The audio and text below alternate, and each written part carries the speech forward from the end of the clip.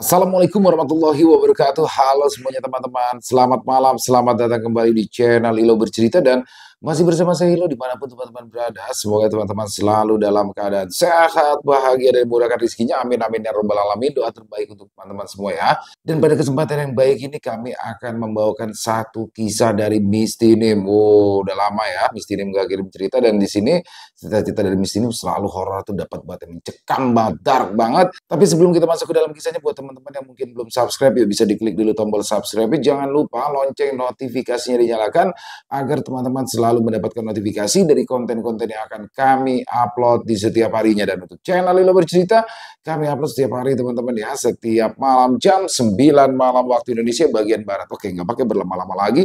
Pasti udah nggak sabaran kan untuk masuk ke dalam kisahnya. Kita langsung saja masuk ke dalam kisahnya. Kita berangkat menuju ke Demak, Jawa Tengah.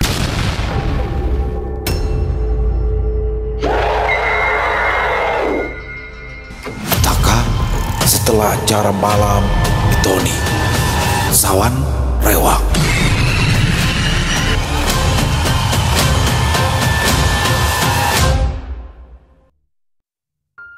Sudah berbulan-bulan lamanya kejadian di rumah Pak Hartono itu berlalu, tapi sampai sekarang kejadian itu masih teringat jelas.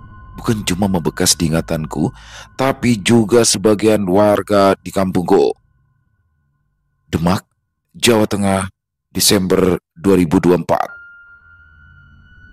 Rabu itu, aku mendapatkan kabar dari Ningsi, rekan kerjaku. Dia tiba-tiba menghampiri, langkahnya cepat, wajahnya sumringah.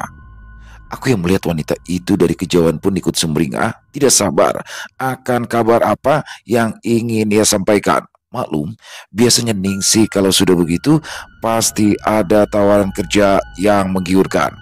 Setiap mendapat tawaran kerja, dia tidak ingin senang sendiri. Dia selalu saja mengajakku hitung-hitung membantu ekonomiku yang tidak stabil waktu itu.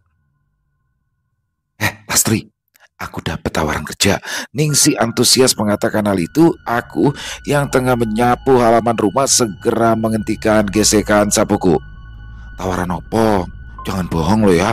Ningsi tiba di hadapanku. Loh, ini beneran.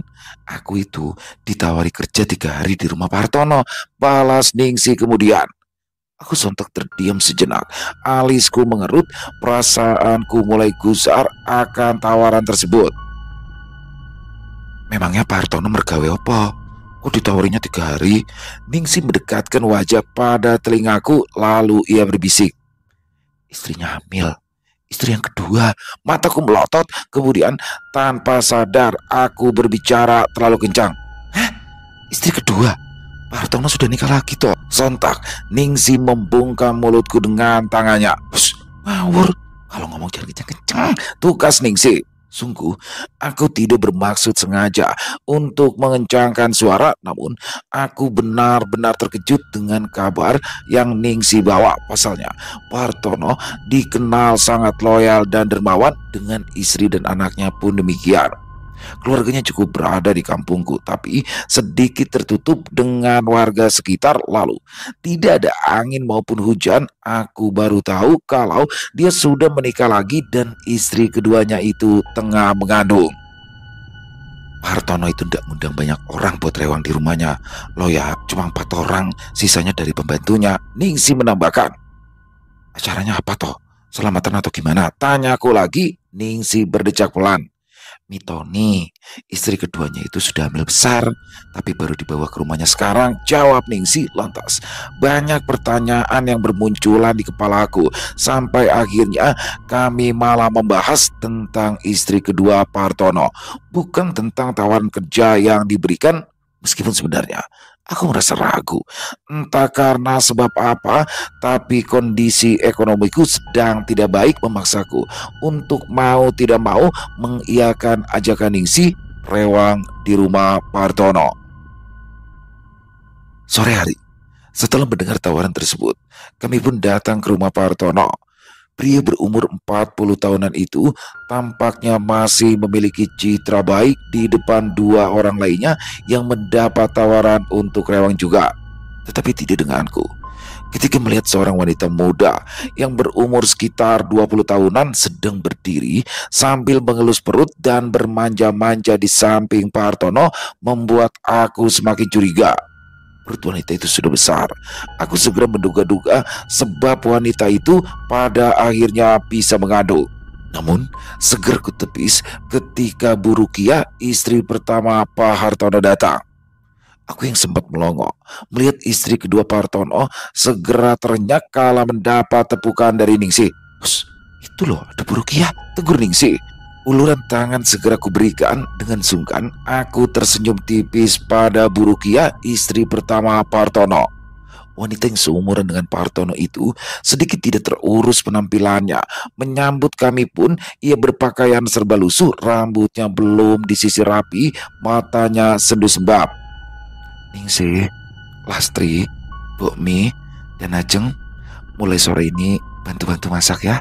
Acaranya malam ini habis isya," ujar Bu Rukiah. "Nggih Bu, nggih, siap Bu." Kami pun dibawa menyusuri rumah megah dengan gemerlap lampu mewah, ruangan-ruangan luas dengan pintu kayu jati berukuran besar menjadi bukti betapa beradanya Pak Hartono di kampungku. Namun sebenarnya aku bahkan warga sekitar tidak tahu apa kerjaan pria itu. Yang kami tahu hanya dia adalah orang sibuk yang jarang pulang. Berbulan-bulan hidupnya dihabiskan di luar kota. Sedangkan Bu Rukiah selalu ditinggal sendiri di rumah. Mereka tidak punya anak. Setiap Bu Rukiah mengandung selalu saja keguguran. Itulah salah satu alasan mengapa aku terkejut juga mengetahui Pak Hartono punya istri kedua dan sedang mengandung pula. Lamunanku semakin dalam, tidak sadar kini langkahku sudah tiba di dapur rumah mereka. "Ini Mbak Sri dan Mbak Tuti, pembantu rumah yang ikut bantu-bantu rewang." Bu Rukiah memperkenalkan kedua wanita yang sedang sibuk dengan kuali besar penuh dengan bahan-bahan masakan yang baru saja dimasukkan. Aku segera tersadar dari lamunanku.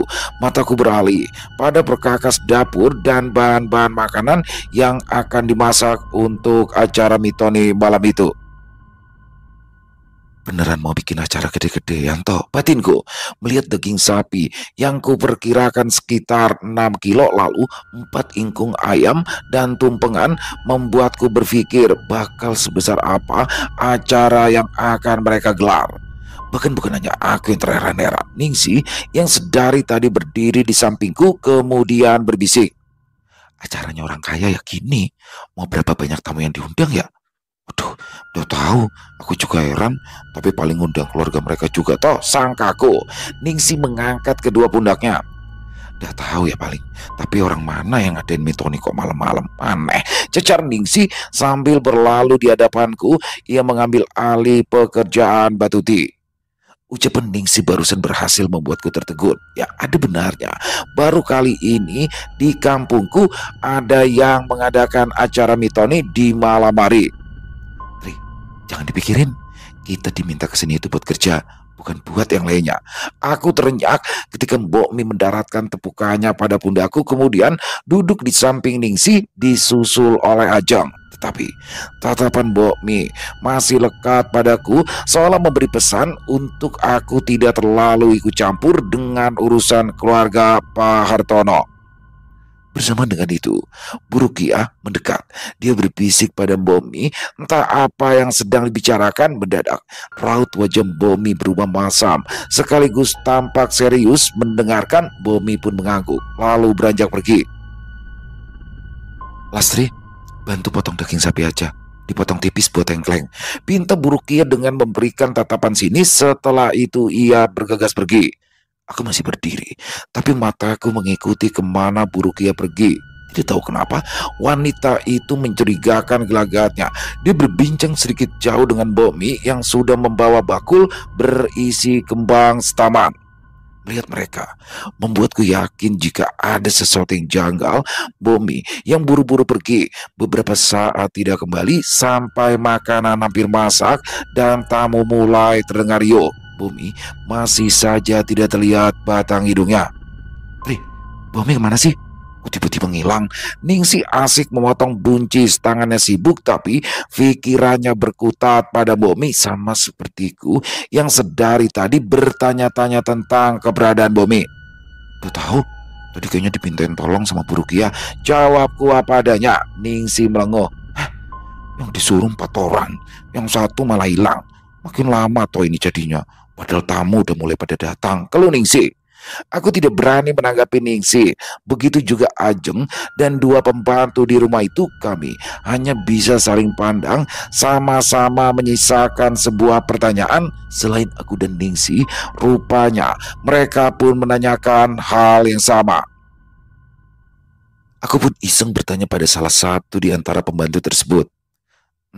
Memangnya Pak Hartono kapan nikah lagi ya? Kok tiba-tiba punya istri kedua? Dapur seketika hening. Tidak ada suara pisau menggores talenan ataupun suara goreng menggoreng yang sedari tadi menemani perbincangan. Tampak kedua pembantu itu enggan menjawab, entah karena tidak tahu atau berusaha menutupi sesuatu. Sebenarnya kami juga tidak tahu.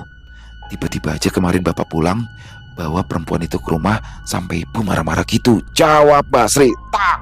Ningsi menghentakkan pisau pada talenan. Dia mendongak kaget. Loh, yang bener Mbak? Berarti simpenan. Pertanyaan Ningsi kembali membuat mereka saling lirik. Tidak ada yang berani menjawab. Hanya dibalas anggukan oleh Basri. Suasana kembali hening. Masing-masing sibuk dengan urusan masing-masing. Ningsi dan Ajeng sudah sibuk menata makanan yang sudah masak. Tamu-tamu sudah datang. Dukun kampung pun sudah membuka acara. Wanita yang merupakan istri kedua dari Pak Hartono itu di arah keluar. Sudah lengkap dengan basahan dan kembang melati yang dianyam pada rambutnya. Tapi kalau dilihat-lihat, istri keduanya Pak Hartono itu cantik juga ya Tri. Cetuk Ningsi. Dia menghentikan pekerjaannya untuk melihat sejenak acara mitoni itu berlangsung. Tapi tetap aja buruk Mbak. Jadi istri kedua sampai ibu aja ndak tahu. Tugas Mbak Tuti kontang. Perbincangan mereka usai. Kami sontak menoleh pada panci berisi tengkleng yang diangkat oleh Ajeng. Ajeng, gimana toh? Duh, perhatian kami pun beralih pada Ajeng. Juga pada tengkleng yang tumpah memenuhi dapur. Harum makanan itu menguar, membuat Bu Rukia membuntuti asal bau makanan tersebut. Wanita itu marah bukan main. Dia berkacak pinggang memarahi kami habis-habisan sampai beberapa tamu di luar ikut masuk melihat kegaduhan di dalam. Diminta kerja kok ndak benar. Terus ini siapa yang mau tanggung jawab? Cecar Bu Rukia. Tamu udah pada datang, acara sudah mau dimulai, malah bikin ulah. Wis, sana pulang. Aku tidak mau makin berantakan gara-gara kamu. Cerocos Bu Rukia. Tidak ada yang berani mendongak menatap wanita itu, termasuk aku. Sedangkan Ajeng mulai menangis terseduh-seduh sambil terus mengangguk. Oke Bu, maaf, saya ceroboh. Maaf Bu, ucapnya berkali-kali pada Bu Rukia. Ketika suasana semakin memanas, Bu Rukia juga sudah kepala emosi. Lalu Ajeng pun pergi. Tidak ada yang berani berbicara lagi di antara kami. Di dapur yang baunya sudah tak karuan itu segera kami beresi. Ning, kami kembali fokus pada pekerjaan masing-masing. Namun aku dapat mengetahui bahwa Ningsi dari tadi mengumpat pelan karena ulah Ajeng. Sedangkan 2 pembantu di rumah itu, Basri dan Mbak Tuti, sedari tadi cuma mengucap kata aduh dan juga gawat. Aku tidak tahu apa yang sedang mereka pikirkan. Di tengah keheningan kami, Bomi kembali. Dia berhenti sejenak melihat dapur yang kotor bekas ketumpahan tengkleng. Tangan Bomi gemetar membawa tampah berisikan kembang setaman, nasi putih, segelas teh, juga kemenyan. Ada apa ini? Tanya Bomi. Terdengar lengkuan nafas Ningsi yang kemudian mengumpat pelan. Bomi dari tadi kemana aja? Ketus Ningsi. Aku melihat Ningsi, wajahnya sudah masam, lirikan matanya mulai tak enak pada Bomi. Bos, udah dong Ning. Bomi juga pasti habis dimintain tolong kan sama Bu Rukia. Kataku berusaha meredakan emosi Ningsi. Bomi gugup, dia menguatkan pegangannya pada tampah. Bukan urusanmu Ning. Ya sudah, jangan dilanjutkan lagi kerjaanmu, tak gantiin aja. Bomi lantas beranjak. Dia menaruh tampah itu di depan sebuah pintu yang tertutup rapat. Aneh, Acara Mitoni tidak membutuhkan sesaji seperti yang sedang dibawa Bome. Aku tahu apa itu. Itu apa, Mbok? Pertanyaanku membuat yang lain ikut penasaran. Lirikan mata mereka langsung mengarah pada Bome. Cuma sesaji biasa. Sudah, ayo lanjut kerja. Setelah meletakkan itu, Mbok Mi ikut bergabung, membantu menyiapkan makanan. Keadaan menjadi sunyi senyap. Meskipun acara di luar ramai kedengarannya, tapi kami yang ada di dapur merasa suasana semakin malam semakin sepi. Kok gerah? Pintu belakang tak buka yo. Mbak Sri membuka pintu yang langsung mengarah ke arah kebun pisang milik Pak Hartono. Gelap, tidak ada penerangan dari arah luar. Malah adem banget Mbak kalau dibuka, ujarku yang mulai merasa tidak nyaman dengan angin yang masuk ke dalam dapur. Rasanya dingin tapi menusuk tulang. Bukan dingin angin segar seperti malam-malam biasa. Namun Mbak Sri hanya tersenyum. Dia mulai mengangkat satu persatu makanan untuk dibawa keluar. Sambil berjalan dia berucap, "Jangan ditutup, biar kebuka aja." Dahiku mengerut. Aku menyenggol lengan Ningsi di sebelahku. "Kalau kerjaan kita udah selesai, langsung pulang aja yuk. Aku udah betah." Ningsi mendadak terdiam. Dia hanya mengangguk pelan tanpa membalas ucapanku barusan.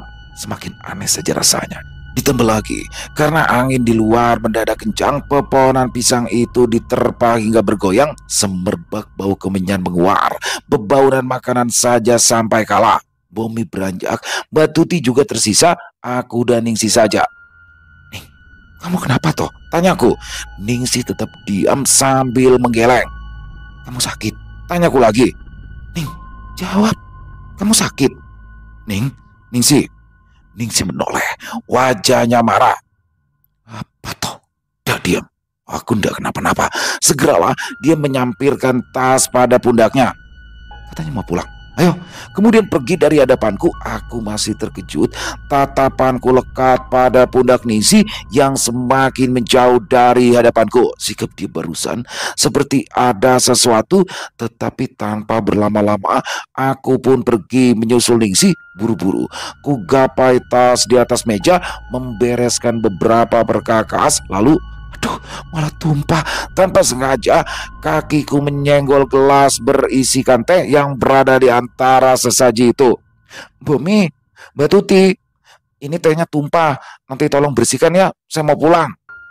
Tidak ada jawaban, maka ku anggap itu sebuah pengiyaan. Di perjalanan pulang, tidak ada perbincangan antara aku dan Ningsi juga. Aku merasa janggal dengan sikapnya mendadak diam tanpa alasan.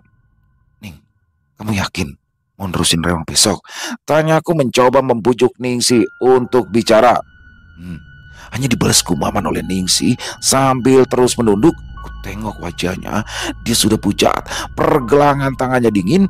Aku segera mencekal lengan Ningsi. Langkahku berhenti. Ku pandangi Ningsi yang mulai menoleh padaku. Perasaan takut mendadak datang. "Ningsi, kamu sakit ya?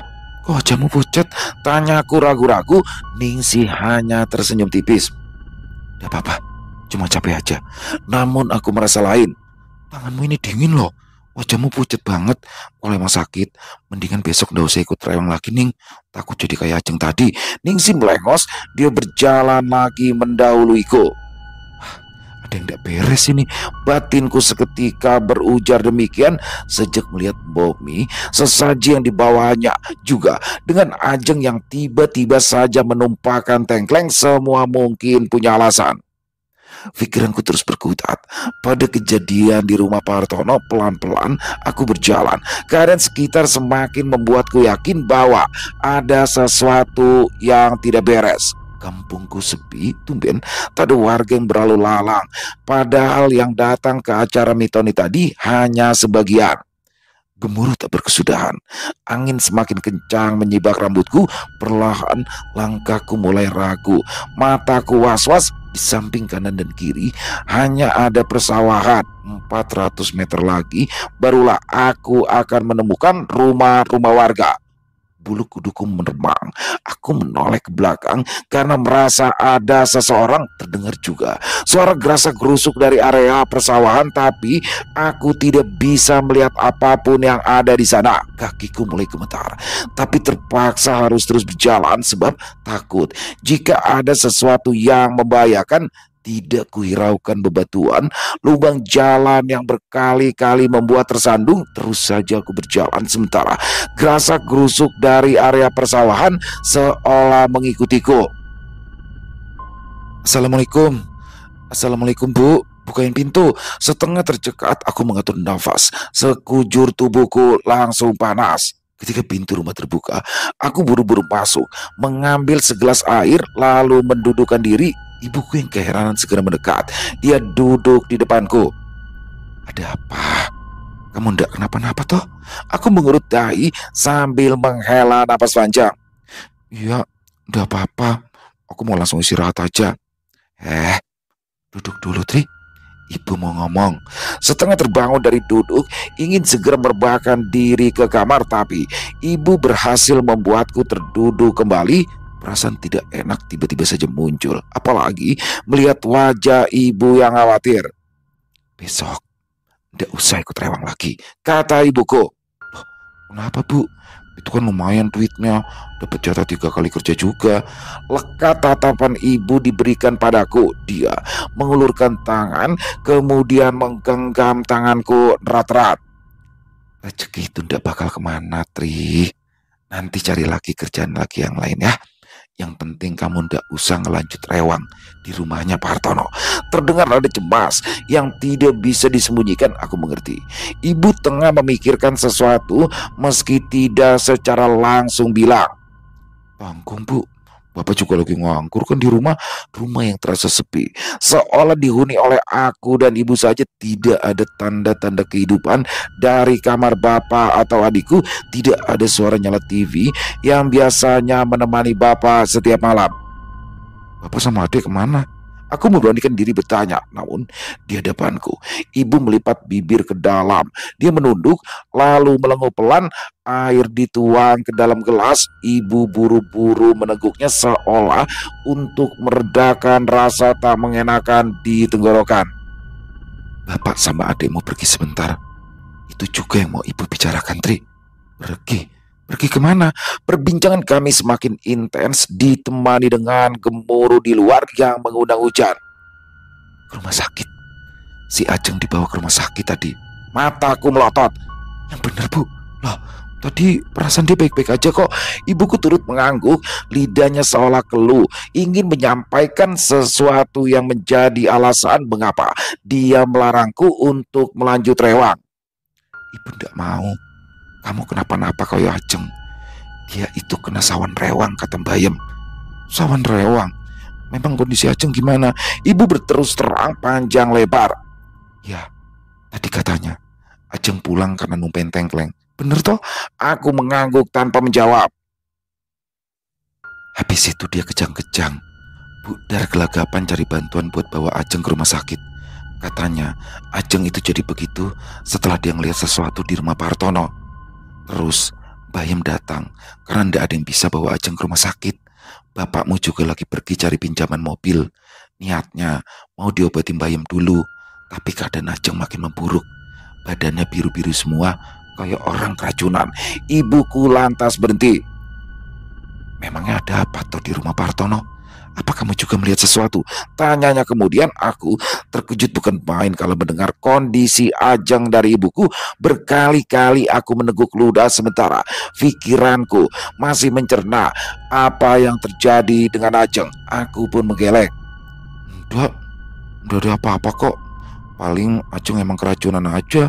Mungkin aja dia habis makan sesuatu. Lastri, kalau ada sesuatu bilang aja ke ibu ya. Tapi ibu juga tidak mau kalau kamu ngelanjut rewang besok. Pinta ibu lagi. Aku beranjak. Lemas di sekujur tubuhku tidak bisa ditahan lagi. Aku segera menolak permintaan ibu karena merasa sayang dengan upah yang bakal diberikan. Udah, enggak apa-apa, Bu. Sayang duitnya. Jangan dipikirin omongan Bayem juga. Paling dia ngada-ngada. Aku istirahat dulu ya, Bu. Pusing. Ya, aku tahu apa yang terjadi pada Ajeng mungkin saja memiliki sangkut paut dengan apa yang ada di rumah Pak Hartono. Tetapi aku tidak bisa asal menyimpulkan juga. Hari kedua rewang, aku tetap datang. Kali ini aku diminta datang lebih awal dari hari pertama. Hari ini tidak terlalu banyak yang disiapkan. Cuma ngundang keluarga besar dan beberapa warga. Ucap Bu Rukia, wanita itu tampaknya lebih segar sekarang. Dia mulai berdandan dan berpakaian rapi.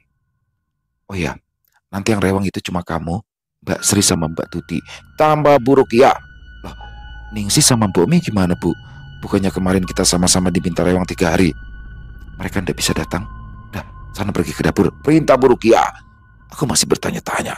Sambil berjalan ke arah dapur, tampak Mbak Sri dan Mbak Tuti yang sudah menyiapkan beberapa makanan untuk acara hari kedua.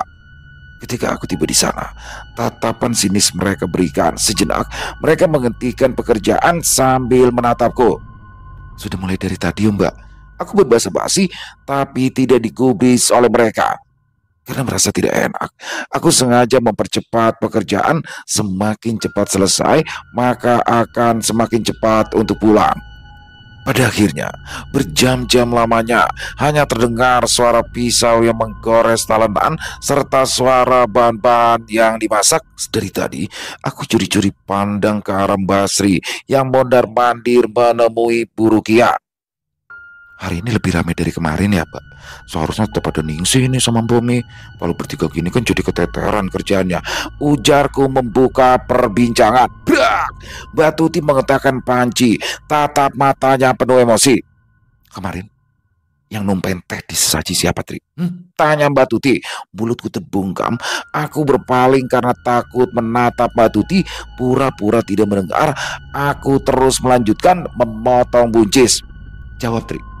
Kamu udah tahu ya, kalau aku itu jadi dimarahin sama Bu Rukia gara-gara teh di sesaji itu tumpah. Amarah Mbak Tuti memuncak. Maaf, Mbak, kemarin saya tidak sengaja. Kataku lirih, aku menahan malu sekaligus takut. Mbak Tuti berdiri di hadapanku. Dia lalu berkacak pinggang. Oh, jadi kamu gara-garanya. Lalu dia pergi dari dapur. Suaranya yang lantang memanggil Mbak Sri. Sri, Sri, sini. Terdengar pula langkah seseorang yang mendekat. Rupanya itu adalah Mbak Sri. Dia sudah menenteng tampak kali ini berisi kembang setaman, semangkuk cairan merah kehitaman, juga kemenyan. Ada apa? Aku habis ambil ini loh, disuruh ibu, kata Mbak Sri. Mbak Tuti berdiri di samping Mbak Sri. Kemudian ia berbisik padanya. Entah apa yang dia bisikan sampai-sampai Mbak Sri mengangguk berkali-kali. Kemudian menyodorkan tampa yang ia bawa. Lain kali jangan ceroboh. Sekarang ini kamu bawa ke kamar Mbak Indah, istri kedua Pak Hartono. Aku kebingungan untuk apa sesaji tersebut diletakkan di kamar istri kedua Pak Hartono yang ternyata bernama Mbak Indah. Buat apa, Mbak? Tapi maaf, saya juga tidak tahu di mana kamarnya. Mending Mbak aja yang naruh. Itu juga kan disuruh Bu Rukia kan. Saya takut salah, ujarku pada Mbak Sri. Kamarnya itu dekat toilet. Dah, cepet sana. Aku menelan ludah, lalu ragu-ragu menerima tampa tersebut. Sebenarnya ini buat apa sih, Mbak? Sudah, kamu jangan banyak tanya. Taruh dulu di kamar Mbak Ida. Tukas Mbak Tuti. Mau tidak mau, aku pun beranjak. Aku terus berpikir, apa yang sebenarnya mereka lakukan. Acara mitoni digelar 3 hari itu juga tidaklah wajar di kampungku. Apalagi acaranya selalu malam, ditambah lagi harus menyiapkan sesaji-sesaji yang seperti ini, semakin tidak masuk akal. Sesampainya di depan kamar Mbak Indah, aku pun masuk tanpa mengetuk. Permisi. Mataku merasa kaget dengar kamar Mbak Indah yang begitu gelap. Sambil melangkah perlahan, tampak Mbak Indah sedang terbaring di atas kasur. Matanya mendelik, giginya mengkerutuk. Melihat kondisinya membuatku terkejut. Aku buru-buru meletakkan sesaji tersebut, lalu menghampiri Mbak Indah. Mbak, Kenapa Mbak? Aku menggoyang-goyangkan sedikit badannya. Kulit wanita itu terasa dingin. Dia menggigil. Meskipun tertutup selimut cemas, kondisi Mbak Indah sepertinya serius. Dia tidak bisa menggerakkan badan. Matanya terus saja melotot ke arah langit-langit. Dia tidak bicara. Dia tidak menoleh. Aku segera keluar mencari Bu Rukia, Pak Hartono, atau siapa saja yang bisa menolong. Kebetulan Pak Hartono berlalu di hadapan kamar Mbak Indah.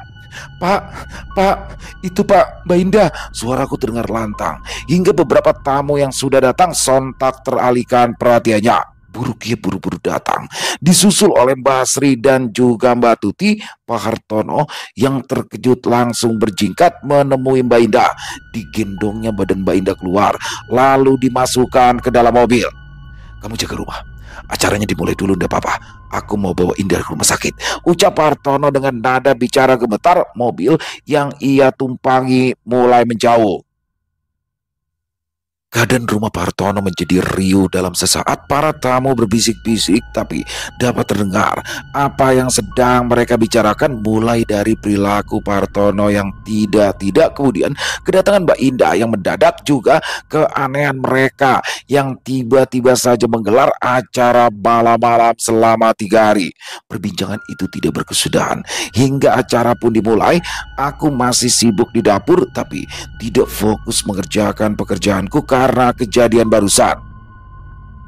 Sedangkan Mbak Sri dan Mbak Tuti saling menyalahkan karena memintaku meletakkan sesaji di dalam kamar. Tri, mending kamu pulang. Yang lain sudah bisa kami selesaikan. Mbak Sri berdiri, perintahnya itu terdengar datar, tapi aku tahu dia menyimpan maksud tertentu. Tidak usah Mbak, nanggung. Biar aku selesaiin dulu. Mencoba beralasan, padahal aku ingin sekali tahu apa sebenarnya yang sedang mereka sembunyikan. Mendengar jawabanku membuat mereka tidak ada pilihan lain selain mengiyakan. Terdengar helaan nafas dari Mbak Tuti kemudian. Kayaknya besok acaranya ndak bakal dilanjut. Sampai hari ini aja, ucap Mbak Tuti. Loh, kenapa Mbak? Tanya aku segera. Ya kamu lihat aja sendiri tadi. Kondisi Mbak Indah gimana? Tidak mungkin ini acaranya lanjut tapi tidak ada orang yang bersangkutan. Ya ada benarnya juga ucapan dari Mbak Sri itu.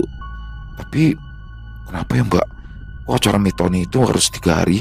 Mereka saling pandang mendengar pertanyaanku. Mbak Sri yang sedari tadi berdiri kemudian melipat kaki. Dia duduk di hadapanku. Sambil mendekatkan wajah, dia berbicara pelan. Ini permintaan ibu dan bapak. Tidak bisa nolak karena bapak bukan orang sini. Ibu yang bilang kalau baiknya Mitoni harus 3 hari. Ibu bilang wanita yang sedang hamil besar itu harus dijaga. Makanya ibu bikin acara ini jadi 3 hari. Jelas Mbak Sri? Loh, malah aneh toh Mbak. Biasanya di sini itu kan Mitoni cuma sehari dan acaranya bukan malam-malam gini. Terus sesaji yang dari kemarin itu untuk apa? Kan tidak butuh juga buat acaranya. Mbak Sri memandangku dengan pandangan gusar. Bukan urusan kita Mbak. Kalau perkara itu, mending Mbak dengerin saran kami. Besok ndak usah ikut rewang. Apa Mbak ndak takut jadi kayak Ajeng, Ningsi dan Bomi? Aku tertegun. Ya sama sekali aku belum mengetahui kabar tentang Ningsi dan juga Bomi. Loh, memangnya mereka kenapa? Apa itu yang bikin mereka ndak datang hari ini? Mbak Tuti berganti menjawab. Kena sawan rewang. Kemarin Bomi muntah-muntah, terus kejang-kejang di sini. Sudah diurus sama dukun kampung. Katanya kena sawan rewang. Makanya hari ini diminta buat tidak datang karena takut kena lagi. Terkejut bukan main, ternyata yang dibilang oleh ibuku semalam itu benar. Ajeng terkena sawan rewang, Bomi pun juga. Terus kalau Ningsi kenapa? Aku yang kemarin pulang sama dia aja nggak tahu kalau dia kenapa-napa. Mbak Tuti diam, Mbak Sri pun juga diam. Mbak, kalau emang ada sesuatu bilang aja dong Mbak. Tampak keduanya gemetar. Mbak Tuti segera mengambil tasku, lalu memintaku untuk pulang saat itu juga. Pulang sekarang Tri. Jangan tanya kami kalau soal Ningsi. Jenguk aja sendiri. Yang penting sekarang juga kamu pulang. Minta cara sama Mbok Yem atau siapa saja untuk menangkal hal buruk dari sini. Aku mengalah, kurai tasku lalu pergi. Saat itu juga tanpa mengucap apapun lagi. Di luar sudah ramai orang. Melihatku pergi, Bu Rukia pun mengadang. Loh, Mau kemana kamu? Aku tidak kuat untuk menghadapi pertanyaan wanita itu, merasa ada yang tidak beres, dan ternyata benar. Ajeng, Ningsi, dan Bomi sudah menjadi bukti. Betul kata Mbak Tuti, aku harus cepat-cepat pergi. Maaf Bu, kerjaan saya udah selesai. Kalau nggak dibayar juga nggak apa-apa kok. Saya tidak bisa melanjutkan rewang sampai besok. Ucapku segera, berharap Bu Rukia melepaskanku untuk pulang. Di hadapanku, dia tersenyum. Tunggu di sini ya. Saya akan ambil upah buat kamu dulu. Sejujurnya, aku sudah tidak lagi memikirkan berapa upah yang diberikan. Yang terpenting sekarang adalah aku ingin pulang dan segera menengok kondisi Ningsi. Di halaman rumah, tampak beberapa warga yang berbisik-bisik sambil memberikan lirikan kepadaku. Dukun kampung juga ikut serta bersama mereka cukup lama. Tatapan mata dukun tersebut lekat ke arahku. Dia melambai, tapi aku enggan mendekat. Aku sudah tidak tahan lagi berdiri di sana menunggu Bu Rukia cukup lama. Sampai akhirnya dukun tersebut pun mendekat. Dia adalah Pak Ratno. Ditepuk pundakku hingga aku terenyak karena tepukannya yang terasa berat. Gak usah dilanjut rewang sampai besok. Setelah ini, kalau kamu pulang, jangan lupa mandi air garam, kata Pak Ratno yang membuatku amat terkejut. Aku hanya mengangguk berkali-kali. Aku paham maksud dari Pak Ratno dan aku rasa dia pun tahu apa yang sudah terjadi pada Ajeng, Ningsi, dan juga Bomi. Ri, Bu Rukia datang menegur dari arah belakang. Aku berbalik badan padanya. Selembar amplop dia berikan. Ini upahmu 2 hari. Besok tolong carikan orang lagi buat rewang di sini, Otri. Senyuman wanita itu jadi mengerikan sekarang. Dia menatapku, lalu menatap Pak Ratno. Buru-buru aku menerima amplop tersebut, kemudian pergi dari sana. Ada yang harus aku pastikan tentang semua ini setelah sampai di rumah. Sesampainya di rumah, kudapati ibunya Ningsi menangis sambil tersungkur di hadapan ibuku, dibuntuti oleh warga. Mereka menenangkan ibu Ningsi dari kejauhan. Melihat hal tersebut membuat perasaanku semakin buruk. Aku mendekat ingin tahu apa yang sebenarnya sedang terjadi. Sedangkan ibunda Ningsi sudah menangis terseduh-seduh. Dia meminta tolong, tapi aku masih tidak tahu apa yang ia butuhkan. Ningsi kejang-kejang, katanya sambil tahan tintinya menangis. Tas yang kutenteng kulempar. Aku berlari ke rumah Ningsi untuk melihat kondisinya. Dan benar saja, keadaan Ningsi persis dengan Ajeng. Dia kejang-kejang, tubuhnya membiru. Warga yang panik langsung membawa Ningsi ke rumah sakit, disusul dengan satu kabar buruk yang datang dari Bomi. Wanita itu meninggal dunia di rumah sakit 10 menit yang lalu, katanya. Keadaan Bomila yang paling parah ketimbang keadaan Ajeng dan juga Ningsi. Mendengar hal itu membuat sekujur tubuhku lemas. Aku duduk dengan tatapan kosong sementara ibuku menangis sambil memelukku. Desas-desus tentang sawan rewang itu kembali gempar. Sudah 10 tahun berlalu, katanya. Sawan rewang itu terjadi lagi sekarang. Malam setelah acara di rumah Pak Hartono, semakin gempar lagi keadaan kampung.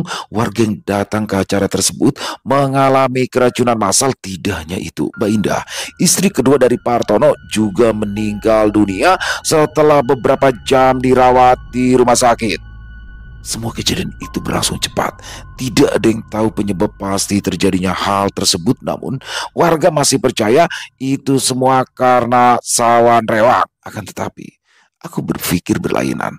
Sesaji yang diberikan ketika acara tersebut rasanya tidak semestinya ada 2 nyawa yang hilang karena acara tersebut tidaklah wajar.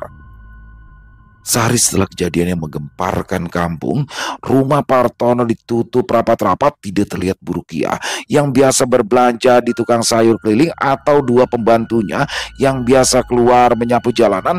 Mereka seperti menghilang begitu saja. Rupanya bukan cuma aku yang merasa janggal dengan keluarga mereka, tapi Mbok Yem dan Pak Ratno juga. Malam itu pengajian diadakan di rumah Bomi.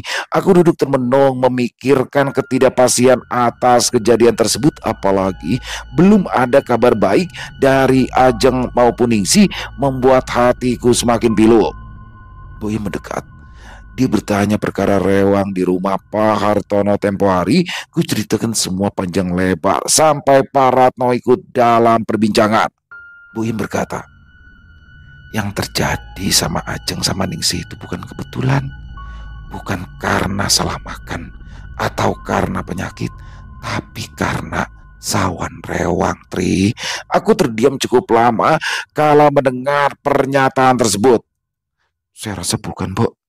Orang kampung mana yang ngadain acara mitoni 3 hari malam-malam dan pakai sesaji tidak seperti biasanya. Bo Im terenyak, matanya membulat lalu menoleh kepadaku.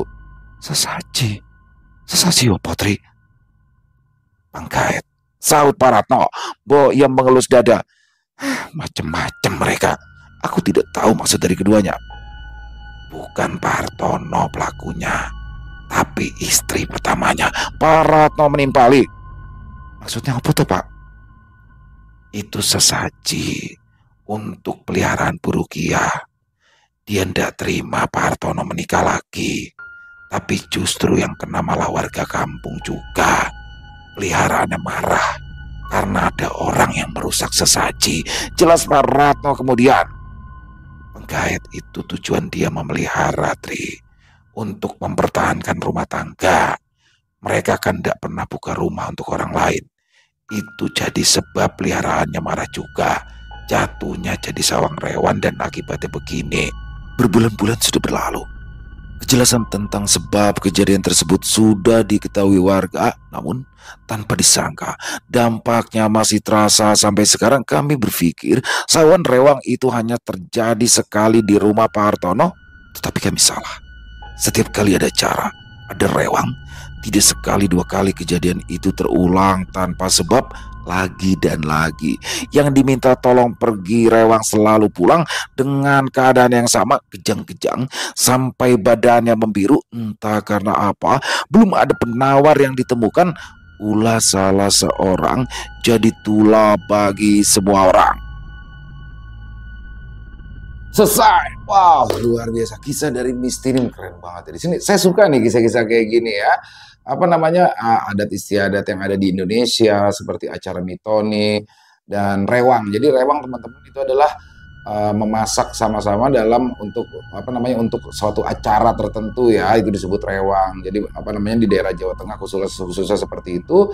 Dan acara mitoni itu memang biasanya digelar di siang atau sore hari, tapi memang ini ada kejanggalan. Kenapa di rumah Pak Hartono itu digelarnya malam-malam, bahkan selama 3 hari berturut-turut, dan juga memakai sesaji. Nah, di sini ternyata ada sesuatu yang dilakukan oleh istrinya Bu Rukiah. Jadi Bu Rukiah ini ternyata semuanya ya, yang mana dia nggak terima di madu, hingga sebenarnya dia pengen yang diincar itu adalah madunya ya, tapi ternyata mengenai ke beberapa warga desa sehingga timbul 2 korban, dan bahkan sampai saat ini sawan rewang itu masih terjadi di sana. Ngeri banget ya kisahnya ya. Keren banget ya. Sekali lagi saya suka kisah-kisah seperti ini. Jadi apa namanya, tentang kearifan lokal di Indonesia, cara-cara ritual-ritual yang ada di Indonesia ini saya suka banget nih ya. Jadi kaya banget nih di Indonesia nih sama kegiatan-kegiatan tersebut. Overall terima kasih Miss Tini atas kisahnya yang luar biasa, dan ditunggu lagi untuk kisah-kisah selanjutnya, dan semoga kisah barusan bisa menghibur teman-teman semua para pecinta penikmat horor misteri, lebih khususnya lagi kepada para subscriber dari channel Ilo Bercerita. Dan buat teman-teman yang mungkin punya komentar lain, punya pendapat lain tentang kisah barusan, silakan bisa menuliskan di kolom komentar ataupun hanya sekedar saling menyapa. Insya Allah kami akan menjawab satu persatu. Buat yang suka dengan videonya bisa diklik tombol like-nya, tombol jempolnya, boleh juga dong dibantu di-share ya link videonya ini ke teman-teman yang lain agar juga ikut merasa terhibur. Dan sekali lagi buat teman-teman yang belum subscribe, yuk bisa diklik dulu tombol subscribe. Jangan lupa lonceng notifikasinya dinyalakan agar teman-teman selalu mendapatkan notifikasi dari konten-konten yang akan kami upload di setiap harinya. Dan kami juga ingin mengucapkan terima kasih ya kepada seluruh teman-teman yang sudah selalu setia hadir, yang sudah selalu mendukung kami, karena teman-teman kami selalu semangat berkarya di setiap harinya. Dan oh iya, buat teman-teman yang mungkin punya kisah horor misteri yang apabila mungkin berkenan untuk dibawakan di channel kami, silakan bisa mengirimkannya ke kami, bebas ya, kirimannya boleh dalam bentuk tulisan, rekaman suara, senyamannya teman-teman aja. Dan buat teman-teman yang sudah mengirimkan kisah, kami ucapkan terima kasih. Buat teman-teman yang sudah mengirimkan kisah tapi belum sempat dibawakan, harap bersabar ya, karena memang harus melalui proses penggarapan terlebih dahulu. Di akhir kata, saya Ilo mengucapkan permohonan maaf apabila mungkin dalam pembawaan kisahnya barusan ada kata-kata saya yang salah, ataupun ada kata-kata saya mungkin yang kurang berkenan. Saya mohon dibukakan pintu maaf yang seluas-luasnya. Sampai berjumpa lagi di konten-konten kami selanjutnya, yang pasti tidak kalah serunya, yang pasti tidak kalah horornya, masih bersama saya Ilo di channel Ilo Bercerita. Salam sehat, sukses selalu untuk kita semua. Wassalamualaikum warahmatullahi wabarakatuh.